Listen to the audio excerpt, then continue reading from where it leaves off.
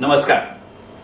1947 ते 2023 या आपल्या मालिकेतल्या या 5व्या भागामध्ये आपल्या सगळ्यांचं मनापासून स्वागत. आपला आजचा विषय भारतीय पंतप्रधान. भारतीय पंतप्रधान असा विषय 1947 ते 2023 या मालिकेमध्ये घेण्याचं सगळ्यात महत्वाचं कारण असं की त्याचं भारतीय पंतप्रधान असं जरी शीर्षक दिलेलं असलं तरी एकंदरीतच भारतीय राजकीय नेतृत्व अशा दृष्टिकोनातनं किंवा त्याचे प्रातिनिधिक चित्र म्हणून भारतीय पंतप्रधानांचा विचार करावा असं मला वाटतं. याचं अत्यंत महत्वाचं कारण असं की भारत आणि पाकिस्तान ही दोन राज्य तशा एका अर्थाने एकाच वेळेला दोन स्वतंत्र राष्ट्र म्हणून जन्माला आली. अखंडता म्हणून ते पहिल्यापासून एकत्र होते, पण ब्रिटिशांनी घेतलेल्या त्या एका विशिष्ट निर्णयामुळे एका वेळेला ही दोन स्वतंत्र राष्ट्र झाली. अर्थात त्यांची वेगवेगळी वाटचाल ही पहिल्या दिवसापासून ठरली होती आणि म्हणून हट्टाने पाकिस्तान 14 ऑगस्टची त्यांची 1947 स्वतंत्र तारीख म्हणतो आणि आपण 15 ऑगस्ट 1947 म्हणतो. याच्यामध्ये राजकीय हटवादीपणा इतकं जेवढं गणित आहे तेवढेच त्याच्या पाठीमागे असलेले आंतरराष्ट्रीय घटकही आहेत. या 77 वर्षांनी जर एखादी गोष्ट सिद्ध केली असेल तर ती अशी असते की आंतरराष्ट्रीय मदतीवरती तुम्ही जरूर अवलंबून राहू शकता. काही काही वेळेला एक राष्ट्र म्हणून ती तुमची अपरिहार्यताही असते, परंतु ती मदत तुम्ही कशा पद्धतीने उपयोगात आणता यावर तुमच्या देशाचं स्वातंत्र्य हे अवलंबून असतं. म्हणजे जसं लोकमान्य टिळक म्हणत असत की स्वतंत्र होणं ही एक वेळची गोष्ट आहे, पण स्वातंत्र्य टिकवणं आणि त्या स्वराज्याचं रूपांतर सुराज्यात करणं ही सतत चालणारी प्रक्रिया आहे. मग या निकषावरती जर भारतीय पंतप्रधानांचं आणि त्यातही विशेषतः पाकिस्तान आणि त्याच काळामध्ये स्वतंत्र झालेल्या इतर राष्ट्रांच्या तुलनेमध्ये चर्चा करायची झाली तर 2-3 महत्वाच्या गोष्टी लक्षात येतील आणि त्याची थोडक्यात त्या पंतप्रधानांचं उदाहरण घेत केलेली चर्चा असं या व्हिडिओचं स्वरूप असेल. साहजिकच 77 वर्षाचा राजकीय इतिहास काही मिनिटाच्या व्हिडिओमध्ये करणं हे खरं म्हणजे हास्यास्पद काम ठरेल याची मला कल्पना आहे आणि त्यामुळे हा पूर्णपणाने एकदम एक्सक्लुझिव्ह असा इंटरव्ह्यू आहे किंवा व्हिडिओ आहे असं मी म्हणणार नाही. काही अशी उदाहरणं, काही अशा घटना या चर्चेच्या ओघामध्ये कदाचित या व्हिडिओमध्ये येणार नाहीत, परंतु त्या दृष्टीनं विचार करणं ज्याला आपण इंडिकेटिव्ह म्हणतो, सूचक म्हणतो, अशा स्वरूपाचा विचार मात्र यातनं मांडण्याचा जरूर विचार आणि प्रयत्न आहे. एक आपण गोष्ट लक्षात घेऊ की 1947 साली जेव्हा आपला देश स्वतंत्र झाला तेव्हापासून आजपर्यंत आणि विशेषतः आपण पाकिस्तानशी तुलना केली तर लक्षात येणारी गोष्ट अशी आहे की वेळप्रसंगी जरूर त्याच्यावरती चर्चा होत असेल, काही वेगळे सूरही लागत असतील, परंतु भारतामध्ये राहणं असुरक्षित वाटावं असं भारतीय नागरिकांना कधीही मनापासून वाटलेलं नाही. अगदी अलीकडच्या काळामध्ये काही हितसंबंधी मंडळींनी याबद्दल केलेली विधानं ही हास्यास्पद आहेत, कारण हे भारतात राहूनच ते विधान करतायत आणि हे विधान केल्यानंतरही ते सुखेनैव भारतातच राहतायत. त्यातलं कोणीही भारत सोडून गेलं नाही आणि असं विधान केल्यानंतरही त्यांचे पहिल्यासारखेच व्यवहार सुरू आहेत. हे मुळातच गणित असं दाखवतं की त्या अर्थानं त्या प्रमाणात तरी आपल्या देशामध्ये लोकशाही टिकून आहे. आणि हे सांगायचं खरं कारण असं आहे की ज्याला जितकी भारतीय राज्य व्यवस्था, भारतीय राज्य घटना कारणीभूत आहे तितकंच अशी राज्य व्यवस्था आणि राज्य घटनाच्या विविध अंगांवरती चालत असते. मग ते लष्कर असेल, ते पोलीस असेल, ती संसद असेल, ती लोकशाही असेल, ती जनता असेल, ती न्यायालय असतील, ती प्रसार माध्यम असतील, ही सगळी आपली आपली जबाबदारी आणि आपली आपली कामं आपल्या आपल्या जबाबदारीनं आपल्या आपल्या वकुबानुसार आणि आपल्या आपल्या मतानुसार गेली 77 वर्ष आपल्या देशामध्ये करू शकतात.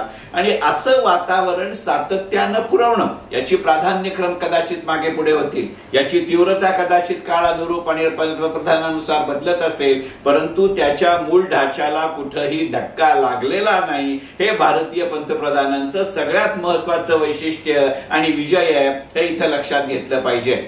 आणि एकाच वेळेला स्वतंत्र झालेली राज्य आर्थिक दृष्ट्या किती दोन वेगवेगळ्या टोकांवरती आहेत याचीही गणितं आपण जरूर पाहिली. आणि याची तुलना करत असताना किंवा अशी तुलना करत असताना केवळ पाकिस्तानशीच तुलना केली पाहिजे अशातला भाग नाही. आज मितीला आशिया खंडामध्ये जे आपले इतर भौगोलिक शेजारी आहेत त्यांचाही विचार केला तर ते केवळ लोकसंख्येचा आकार किंवा भूगोलाचा आकार म्हणून आपल्या देशापेक्षा लहान आहे तशातला भाग नाही, पण ती दिलेली लोकसंख्या आणि दिलेला देश यांचा विचार करत असताना सुद्धा त्यांच्या अर्थव्यवस्थेच्या वाढीचं आकारमानही त्रोटक राहिलं, मर्यादित राहिलं आणि तुलनेनं भारतीय अर्थव्यवस्थेने अनेक चढउतार जरी पाहिलेले असले तरी आज ती जगातली एक अत्यंत महत्वाची घोषणा किंवा घटना घडते हे जरूर लक्षात घेतलं पाहिजे. ही केवळ घोषणा नाही, ही प्रत्यक्षात घडलेली घटना आहे आणि त्यासाठी आवश्यक असलेलं एक आर्थिक धोरणातलं सातत्य आपण फार मोकळेपणानं गेल्या 76 वर्षात उपभोगलं हे इथं मान्य केलं पाहिजे आणि याचं श्रेय भारतीय राजकीय नेतृत्वाला दिलं पाहिजे. पण आर्थिक धोरणातलं सातत्य या विषयावरची अत्यंत विस्तृत चर्चा आपण 1947 ते 2023 या माझ्या मालिकेतल्या अर्थकारण या पहिल्याच भागात केली आहे, त्यामुळे त्याची पुनरुक्ती इथं करत नाही. परंतु त्या टप्प्यावरती जर विचार करायचा झाला तर अशी मोकळी चर्चा जर तुमची तयारी असेल, तुमची बौद्धिक तयारी, तुमची राजकीय तयारी आणि तुमचं म्हणणं यशस्वीपणानं संसदेत मांडण्याची हातोटी असेल तर संसद हे व्यासपीठ आहे, ही गोष्ट खरी. आता जर तुम्ही ठरवूनच गोंधळ घातलात, तुम्ही ठरवूनच बहिष्काराचं आणि सभात्यागाचं सत्र अवलंबलं तर संसदेचा उपयोग होऊ शकणार नाही. पण ज्या पंतप्रधानांनी किंवा विरोधी पक्ष नेत्यांनी या संसदेचा अशा पद्धतीनं उपयोग करू शकले त्याच्याही दृष्टिकोनातनं भारतीय पंतप्रधानांचं वैशिष्ट्य राहतं, ही गोष्ट लक्षात घेऊ. म्हणजे पहिली 15-16 वर्ष सातत्यानं आपल्या देशाचे पंतप्रधान पंडित जवाहरलाल नेहरू होते. त्या काळामध्ये पंडित जवाहरलाल नेहरू हे केवळ राजकीय उंची म्हणून आपल्याच देशामध्ये मोठे होते अशातला भाग नाही, परंतु आपल्या देशाबरोबरीने इतरही देशांमध्ये पंडित जवाहरलाल नेहरूंचं स्थान तितकंच तोलामोलाचं होतं. आज मागे वळून बघताना त्यांच्या अनेक धोरणांविषयी जरूर उलटसुलट चर्चा होते, पण एका नवस्वतंत्र राष्ट्राला एक विशिष्ट देश देण्याचं कार्य त्यांच्या घटनेमध्ये किंवा त्यांच्या काळामध्ये घडलं हे जरा सुद्धा नाकारता येणार नाही. त्यांच्या काळामध्ये घडलेल्या आर्थिक घटनांचा विचार आपण 1947 ते 2023 या माझ्या मालिकेतल्या 4थ्या भागामध्ये केलाय. त्याचबरोबरीने विचार करत असताना त्यांनी केलेल्या काही धोरणांवरती यथेच्छ टीका करण्याचं स्वातंत्र्य आहे. मग त्याच्यासाठी केवळ तुम्ही संसदेमध्ये प्रमुख विरोधी पक्ष नेता असावं लागतं अशातला भाग नाही. अलीकडच्या काळामध्ये युट्यूबवरती अटलजींच्या जो एका जुन्या व्हिडिओचा वारंवार प्रसार केला जातोय, ज्याच्यामध्ये अटलजी एका नवपक्षाचे केवळ मागच्या बाकांवरती बसलेले खासदार होते, पण ते आपलं म्हणणं मांडू शकत होते आणि त्याचा अटलजींनी केलेला उल्लेख असा तो व्हिडिओ आहे. परंतु त्यावेळेला नेहरूंनी अटलजींविषयी असं म्हणणं की हा देशाचा भावी पंतप्रधान होऊ शकतो आणि त्याच वेळेला अटलजींनी आपल्या संख्याबळाचा विचार न करता नेहरूंच्या धोरणावरती यथेच्छपणाने मोकळेपणाने पण अभ्यासू स्वरूपाची टीका करणं, यातनं त्या काळच्या चर्चेचं महत्व कळतं. अशा चर्चेचा पायंडा पाडणं याचं श्रेय मात्र जरूर त्या व्यक्तीला दिलं लागतं. हे जसं त्या काळाचं उदाहरण आहे तसं त्या व्यक्तित्वाचं आणि त्या नेतृत्वाचं गणित आहे. त्याच काळात आपल्या मागे पुढे स्वतंत्र झालेल्या राष्ट्रांमध्ये असा पायंडा पडला नाही, ही गणितं लक्षात घेतली पाहिजेत. आणि त्या काळामध्ये त्या काळाला धरून असलेल्या संस्थांची झालेली निर्मिती आणि त्यामागे एक सरकार प्रमुख म्हणून पंतप्रधानांनी उभं राहणं याची ही सुरुवात आणि नंतरचं सातत्य आपल्या अनेक पंतप्रधानांनी पाळलं, ही गणितं लक्षात घेतली पाहिजेत. म्हणजे एखाद्या विशिष्ट पक्षाचं सरकार बदललं तर परराष्ट्र मंत्री तोच राहणं याचा अपवादात्मक उदाहरण पाकिस्तानच्याही इतिहासामध्ये आहे. मग बेनझीर भुट्टो नंतर नवाज शरीफ जेव्हा पंतप्रधान झाले तेव्हा परराष्ट्र मंत्री तेच राहिले होते. आणि असंच एक उदाहरण नरसिंहरावांच्या कारकिर्दीमध्ये आपल्या देशात घडलंय की नरसिंहराव पंतप्रधान होते तरी जिनिव्हाच्या कॉन्फरन्समध्ये अटलजींना भारतीय शिष्टमंडळाचं नेतृत्व केलं, ही गणितं घडतात. पण याच्यामध्ये असलेला मूल्यात्मक फरक हा लक्षात घेण्याजोगा आहे. आणि अशा पद्धतीचं वातावरण भारतामध्ये राजकीय नेतृत्वानं निदान त्या काळात तरी केलं होतं, याविषयी कोणाचंही दुमत होण्याची गरज नाही. असं जर एकदा आपण हे उदाहरण म्हणून मान्य केलं तर अशा एका विशिष्ट पार्श्वभूमीवरती गेल्या 76 वर्षाच्या भारतीय राजकीय नेतृत्वाचा विचार केला तर या चर्चेच्या मर्यादेपुरेसा आपण तो राष्ट्रीय पातळीवरती मर्यादित ठेवूया. कारण राज्य सरकारांच्या घटनांमध्ये तिथल्या स्थानिक घटकांचा जास्त प्रभाव पडतो आणि हे स्थानिक घटक केवळ भौगोलिक दृष्ट्या स्थानिक असतात असं नव्हे तर आवाका तो नेतृत्वाचा, त्या विषयांचा, त्या समस्यांचा आणि त्याच्यावरती शोधून काढलेल्या उत्तरांचा, ती उत्तरं यशस्वी होती का अयशस्वी होती, चूक होती का बरोबर होती, ती नीट अंमलात आणली गेली की नाही, हा विषय पूर्णपणाने वेगळा आहे. पण याही बाबी स्थानिक असतात आणि म्हणून त्याचा प्रत्येक राज्यनिहाय विचार करावा लागेल. काही वेळेला तुमचा भूगोल तुमच्या विरुद्ध असतो, काही वेळेला तुमचा इतिहास तुमच्या विरुद्ध असतो, काही वेळेला तुमचा वर्तमान तुमच्या विरोधी असतो. याचा विचार करून तो जो काळाच्या पुढचा जातो त्याला राजकीय नेतृत्व म्हणतात, अशी एक व्याख्या सरसकटपणाने केली जाते. मग याचा जर विचार करायचा झाला तर पंडित जवाहरलाल नेहरूंच्या पाठोपाठ जे आपल्या देशाचे पंतप्रधान झाले त्या लालबहादूर शास्त्रींचा विचार करावा लागेल. केवळ भौगोलिक किंवा शारीरिक उंची याच्यामध्येच नेहरू आणि शास्त्री यांच्यामध्ये फरक होता अशातला भाग नाही, परंतु त्यांचं राजकीय वजन मग ते राष्ट्रीय पातळीवरती आणि जागतिक पातळीवरती हे पूर्णपणाने वेगळं असेल. परंतु ज्यांच्याकडे एक अपवाद म्हणून बघितलं गेलं आणि अत्यंत छोटा कालावधी त्यांना पंतप्रधान पद म्हणून मिळाला असं असून सुद्धा त्यांच्या मृत्यूनंतरही आज इतक्या वर्षांनी 1965 साली शास्त्रीजींचा मृत्यू आहे आणि चीनच्या युद्धानंतरच्या धक्क्यातनं नेहरूजी सावरले नाहीत आणि त्यांच्या मृत्यूनंतर शास्त्रीजी आपले पंतप्रधान झाले. पण ज्या पद्धतीने शास्त्रीजींनी पाकिस्तानचं युद्ध हाताळलं, ज्या पद्धतीने त्यांनी ताश्कंद करार केला, त्यातनं आज त्यांच्या मृत्यूच्या 58 वर्षानंतर सुद्धा शास्त्रीजी हे नाव भारतीय जनमानसामध्ये रुजतं. एक सर्वसामान्य कुटुंबातनं पुढे आलेला माणूस आपल्या सातत्यानं, आपल्या निष्ठेनं, आपल्या सचोटीनं या देशाचा पंतप्रधान होऊ शकतो याच्यावरची गणितं होतात. म्हणजे एका अर्थी आपल्या पक्षाच्या पलीकडे जात ज्या वेळेला आपल्याला पंतप्रधान मिळाले त्या वेळेला आपण एक स्पेक्टॅक्युलर म्हणता येईल असं यश मिळवलं. याचं नेहरूजींच्या नंतरचं उदाहरण म्हणून शास्त्रीजींकडे जरूर बघता येईल. एक साधं उदाहरण घेऊ की त्यावेळच्या परिस्थितीचा विचार करायचा, आधी युद्ध, नंतरचं युद्ध आणि त्याच्या आधीची थोडीशी चिंताजनक परिस्थिती. यातनं शास्त्रीजींनी आपल्या राष्ट्राला एक आवाहन केलं की तत्कालीन भारतीय जनतेनं निदान आठवड्यातनं एक वेळ तरी उपवास करावा.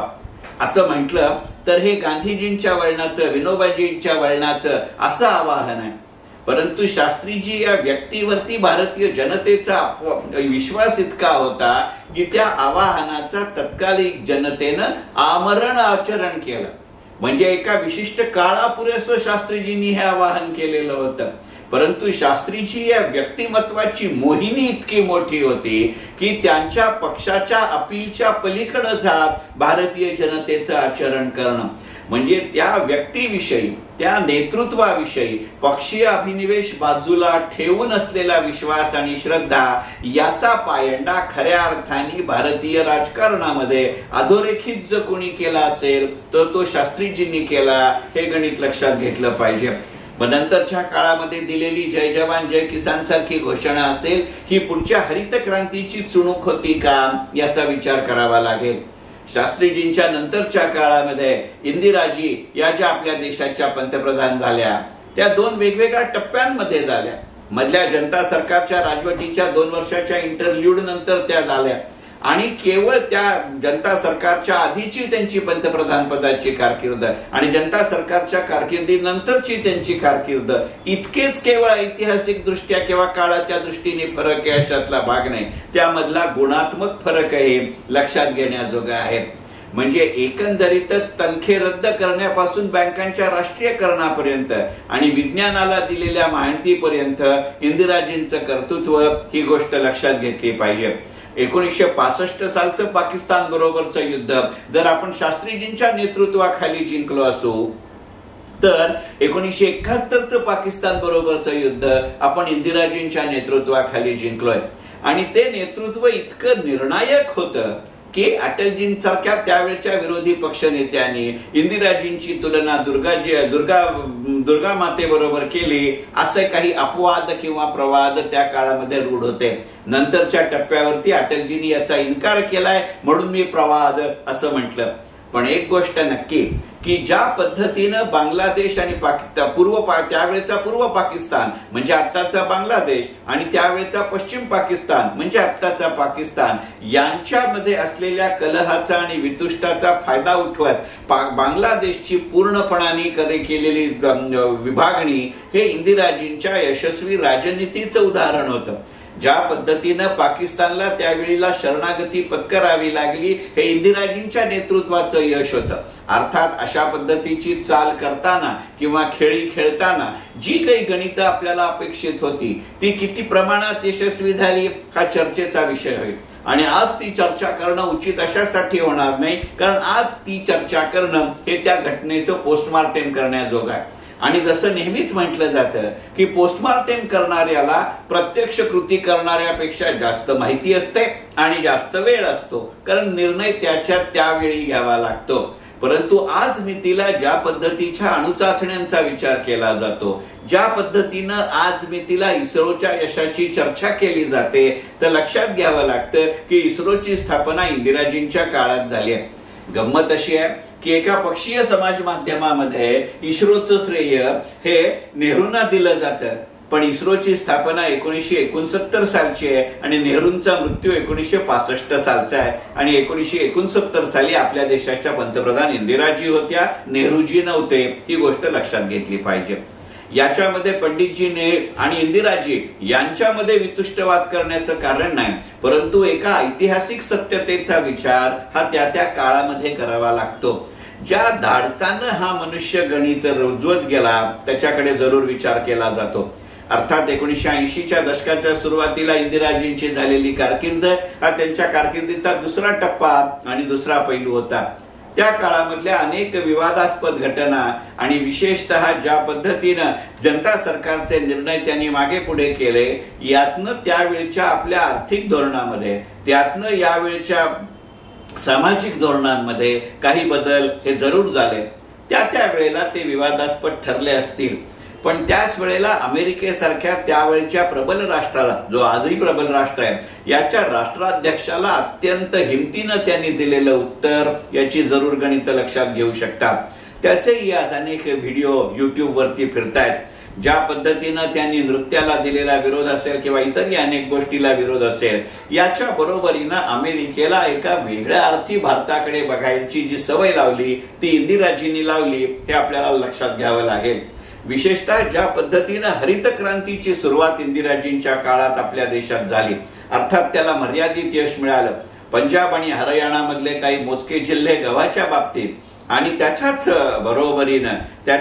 बरोबरीनं तामिळनाडू सारख्या काही महत्वाच्या राज्यांमधले अत्यंत मोजके जिल्हे तांदूळाच्या दृष्टीनं हे हरित क्रांती म्हणून यशस्वी झाले. परंतु आम्ही कितीही अडचणीत अडकलो तरी सुद्धा आम्ही कोणत्याही परिस्थितीत आमच्या स्वाभिमानाला ठेच पोचू देणार नाही आणि त्यावेळच्या तटस्थ राष्ट्रांच्या नॉन अलाइन्ड मुवमेंटचे जे आपल्याकडे नेतृत्व होतं त्याला कमीपणा येऊ देणार नाही हा पायंडा तिथे दिला. म्हणजे एक स्वाभिमानी राष्ट्र म्हणून जी एक प्रतिमा जागतिक राजकारणामध्ये करावी लागते ही त्या घटनांमधनं त्यावेळेला साधली गेली याचा विचार करावा लागेल. कारण त्यावेळेला आपल्या देशांतर्गत अन्नधान्याची परिस्थिती अत्यंत बिकट होती. आजही आपल्या कृषी मालाची आयात किंवा निर्यात हा निर्णय नेहमीच विवादास्पद असतो आणि त्यावेळेला अमेरिकेकडे काही आपण अन्नधान्याची मदत अपेक्षित होतो. परंतु त्यावेळेला अमेरिकेचं जे व्हिएतनाम बरोबर चाललेलं प्रदीर्घ युद्ध होतं त्यामुळे अमेरिका आंतरराष्ट्रीय राजकारणामध्ये एका व्याधाची बळी पडली होती आणि त्यामुळे ते आपल्या बाजूनं काही राजकीय पाठिंबा निर्माण करत होते आणि म्हणून तत्कालीन अमेरिकन राजवटीनं आपल्या तत्कालीन पंतप्रधान इंदिराजींना अशी माहिती दिली की आम्ही जरूर तुम्हाला 2 जहाजं गहू मदत करायला तयार आहोत, परंतु या 2 जहाजं गव्हाच्या मदतीबद्दल तुम्ही आमच्या व्हिएतनाम विरुद्धच्या युद्धाला उघडपणानं जाहीर आणि पूर्ण पाठिंबा दिला पाहिजे. एकंदरीत त्या पाठिंबा व्यतिरिक्त अमेरिकेला भारताकडनं काहीही मदत अपेक्षित नव्हती. अर्थात तशी मदत करण्याच्या आपण किती परिस्थितीत होतो ही गणितं आणखीन वेगळी आहेत. पण तत्कालीन ज्या काळामध्ये ज्या पद्धतीची युद्ध लढत होती ती ना आपली लष्करी सामर्थ्य होतं ना आपलं भौगोलिक सामर्थ्य त्या दृष्टिकोनातून होतं, परंतु इतक्या केवळ शाब्दिक पाठिंब्याला सुद्धा इंदिराजींनी नकार दिला, हे गणित लक्षात घेतलं पाहिजे. या घटनेतनं प्रत्यक्ष आपला फायदा तोटा किती झाला याची गोष्ट वेगळी, पण शेअर बाजाराच्या परिभाषेत बोलायचं झालं तर परफॉर्मन्स पेक्षा सुद्धा भारतीय राजकारणाची आणि भारतीय राज्यकर्त्यांची परसेप्शन बदलण्याचं काम हे त्या घटनांमुळे घडलं, ही गोष्ट नक्की. मग याच्या जोरावरती याच्याच बरोबरीनं इंदिराजींच्या काळामध्ये झालेलं ही घटना, इंदिराजींच्या काळामध्ये 1971 साली लढलेलं पाकिस्तान विरुद्धचं युद्ध, त्याच्या बरोबरीने पोखरण सारख्या अणु चाचण्यांची झालेली सुरुवात, या गोष्टीतनं ही गणित बदलतात. आणि एका अर्थाने म्हणायचं झालं तर नेहरूजींच्या काळामध्ये ज्या पद्धतीनं आपल्या देशावरती राजकीय विचार या दृष्टिकोनातून, सामाजिक विचारसरणी या दृष्टिकोनातून रशियाचा प्रभाव होता, तो शास्त्रीजींच्या मृत्यूमुळेही असेल किंवा बदलत्या राजकीय परिस्थितीमुळे असेल, पण रशियाच्या प्रभावातून, मग तो वैचारिक असेल, तो प्रशासकीय असेल, तो धोरणात्मक असेल, यातनं टप्प्याटप्प्यानं बाहेर पडण्याची कामगिरी ही इंदिराजींच्या काळात सुरू झाली, याचा विचार करावा लागेल.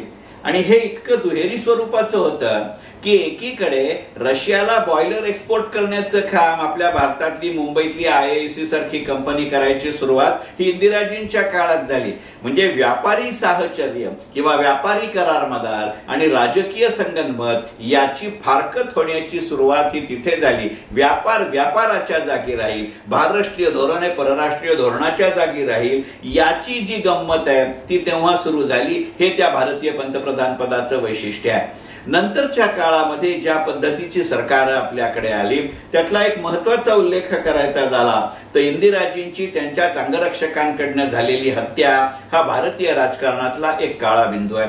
अशा पद्धतीच्या हत्यांची भारतीय राजकारणाला सवय नव्हती आणि दुर्दैवानं ती इंदिराजींच्या बाबतीत घडली, ही गोष्ट लक्षात करू. त्या कुटुंबामध्ये केवळ इंदिराजींचा मृत्यू अशा पद्धतीनं नैसर्गिक झाला असं नाही. इंदिराजींच्या मृत्यूनंतर लगेचच जे आपल्या देशाचे पंतप्रधान झाले ते त्यांचे पुत्र राजीव गांधी यांचाही मृत्यू अनैसर्गिक आहे. आणि या दोन घटना ही भारतीय राजकारणाची अत्यंत दुखरी नस आहे, हे कधीही मान्य केलं पाहिजे. आणि याबाबत कोणताही राजकीय विवाद करण्याचा ना प्रसंग आहे ना भारतीय संस्कृती आहे. आणि असं जर कोणी करत असेल तर ते विधान हे केवळ संतापजनक असेल, याविषयी माझ्या मनामध्ये कोणतीही शंका नाही.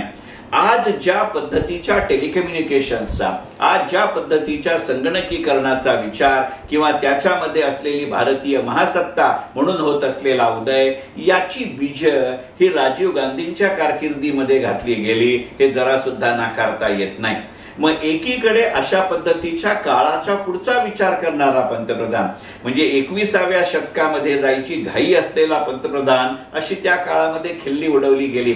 परंतु आज 2023 साली ज्या घटनांसाठी भारताचं नाव घेतलं झालं त्याचा निदान विचार करायची पद्धत आणि त्याकरता राजकीय तंत्रज्ञानाच्या पलीकडे जात माणसाला केवळ बोलावणं असं नव्हे तर त्याला दिलेला वाव, हे राजीव गांधींच्या कारकिर्दीचं वैशिष्ट्य आहे. मग त्याच्यामध्ये सॅम पित्रोदा सारखी माणसं असतील, त्याच्यामध्ये अरुण नेहरूंसारखी माणसं असतील, याच्या आधी राजकारणात नसलेली पण त्या क्षेत्रात नावाजलेली माणसं राजकीय प्रवाहात आणण्याचे प्रयत्न झाले नाहीत असं नाही.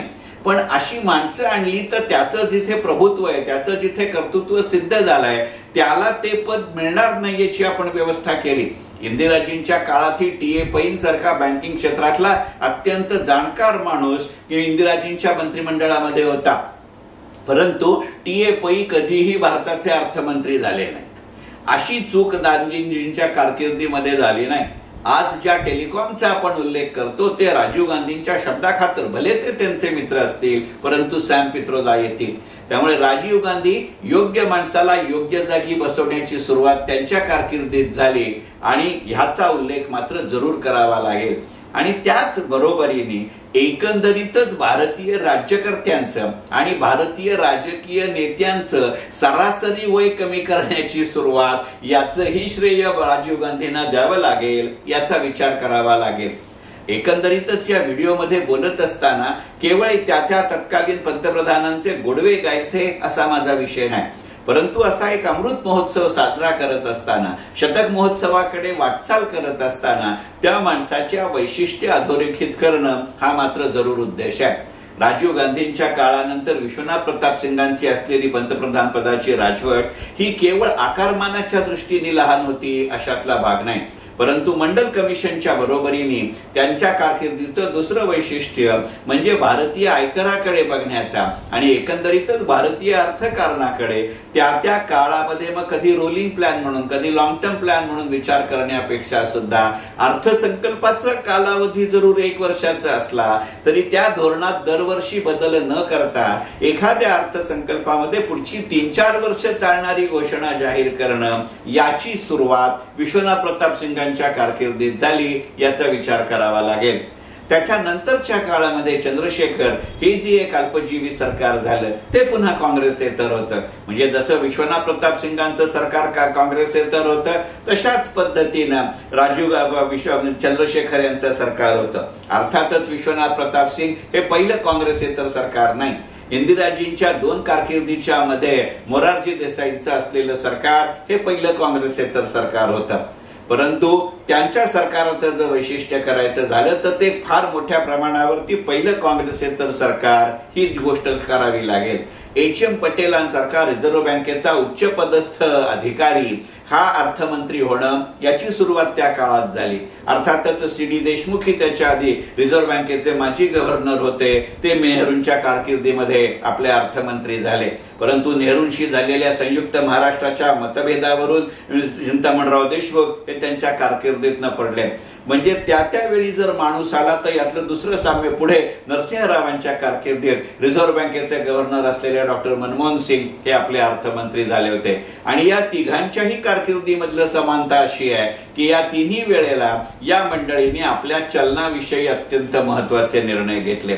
परंतु चंद्रशेखर यांचं सरकार त्यांनी सोन्याबाबत घेतलेल्या निर्णयासाठी जास्त लक्षात ठेवलं जाईल. म्हणजे जसं तो निर्णय असासाठी महत्वाचा आहे की त्याच्यावरनं राजकीय टीका जरूर झाली. यशवंत सिन्हा हे तत्कालीन अर्थमंत्री, या माणसाला आपल्या संपूर्ण राजकीय कारकिर्दीमध्ये त्या निर्णयाचं तोंड उत्तर देत राहावं लागलंय. परंतु PL 480ला नकार देताना इंदिराजीने जी घोषणा केली किंवा जे धोरण राखवलं आणि त्यातनं भारताविषयी जसं परसेप्शन बदललं किंवा सुधारलं, तोच प्रकार हे सोनं गहाण ठेवण्यातून पण आपल्या परकीय कर्जाचा वाटा किंवा कर्जाचा हप्ता वेळच्या वेळी देण्याचा जो पायंडा त्या काळामध्ये चंद्रशेखर सरकारने पाळला, त्याची फार मोठी पार्श्वभूमी नंतरच्या काळामधल्या राजकीय घटनांना आणि आर्थिक सुधारणांना आहे, हे लक्षात घेतलं पाहिजे. नरसिंहराव हा असा पहिला काँग्रेस मधला पंतप्रधान आहे की जो गांधी घराण्याच्या बाहेरचा होता आणि तरीही त्यांनी आपली पंतप्रधान पदाची कारकीर्द पूर्ण केली. पण त्यातल्या इकॉनॉमिक रिफॉर्म्समुळे नरसिंहराव यांच्या कारकिर्दीचं जितकं शब्दांकन आणि मूल्यांकन केलं गेलं असं भाग्य दुसऱ्या कोणत्याही पंतप्रधानाला आज तागायत भारताच्या राजकीय इतिहासात मिळालेलं.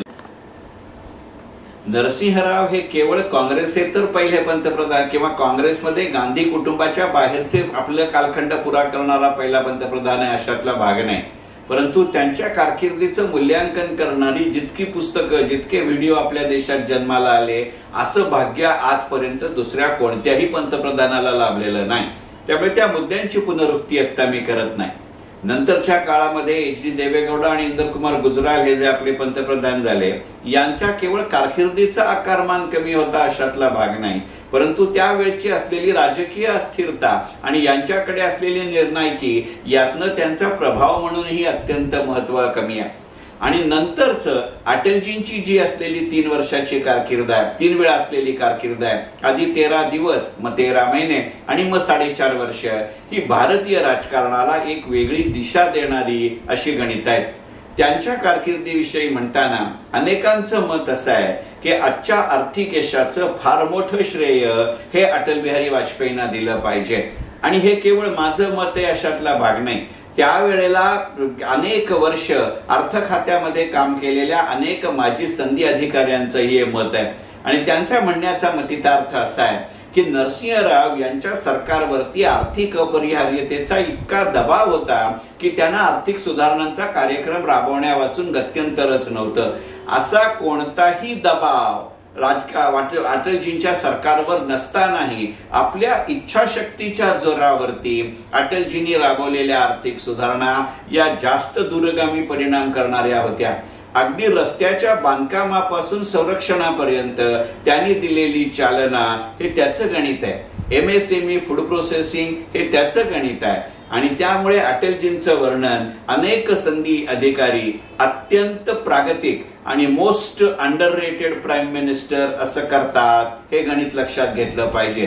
पोखरण आणि कारगिल या दृष्टिकोनातनं अटलजींची असलेली कॉन्ट्रीब्युशन याला तर दुसरं कोणतंही महत्व नाही. याच्यासारखं महत्व दुसऱ्या कोणत्याही पंतप्रधानाला नाही, हे इथे लक्षात घेतलं पाहिजे. नंतरच्या काळामध्ये असलेली 10 वर्षाची डॉक्टर मनमोहन सिंगांची पंतप्रधान पदाची कारकीर्द आणि 2014 पासून आजपर्यंत सुरू असलेली मोदीजींची कारकीर्द, या दोन्हीही कारकिर्दी अगदी अलीकडच्या काळामध्ये आहे. त्यामुळे त्याचं फक्त स्मरण करून देऊन हा मर्यादित काळाचा व्हिडिओ इथेच पूर्ण करतो. मनपूर्वक धन्यवाद.